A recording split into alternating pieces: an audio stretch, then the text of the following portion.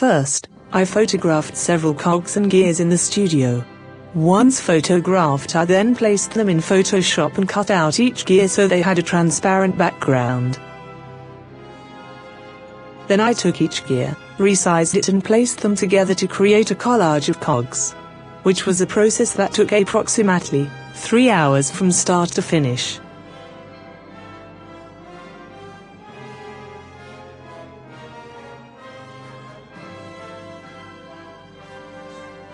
Using the polygonal lasso, I cut out the distinctive shape of the Metropolis robot, to eventually create this final piece.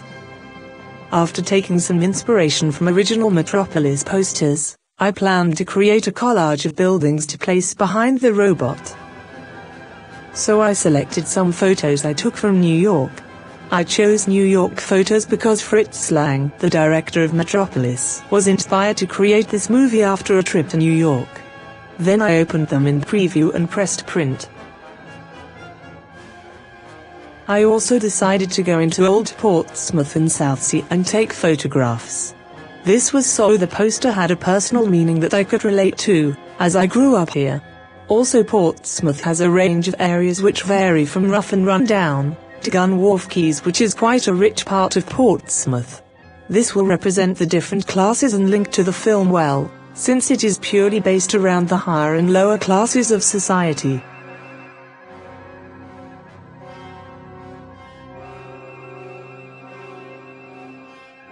I then spent about 2 hours, altogether, cutting out each building from all the pictures I took from New York.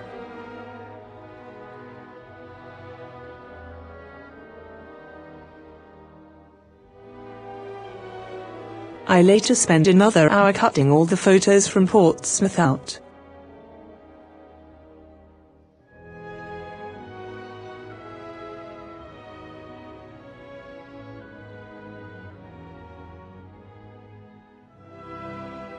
I then took a sheet of paper and stuck every building onto the page using double-sided sticky tape.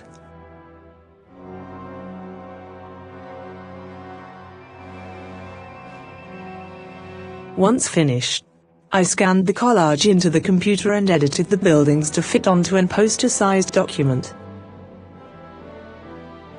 I then put the robot and collage of buildings together in Photoshop. I also added the title and created a ray of light effect to shine from the robot.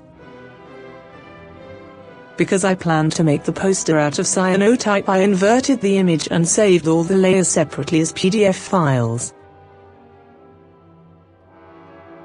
Because we didn't have an E1-sized printer, or any E1-sized sheets of acetate, I had to tile print each layer.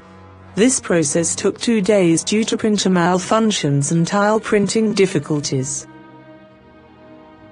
Eventually, when all the acetate sheets printed, I was able to fit them together to create this final, E1-sized sheet.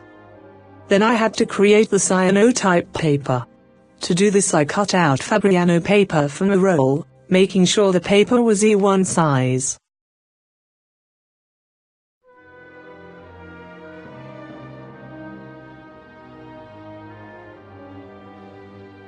Then I coated the paper with a generous amount of cyanotype, so when dried it would have a rich blue color.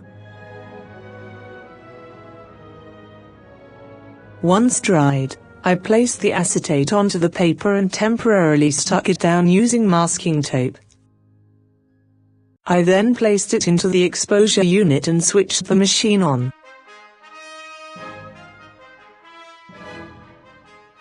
I then washed it with plain water to reveal the final cyanotype print in its final process and left it to dry.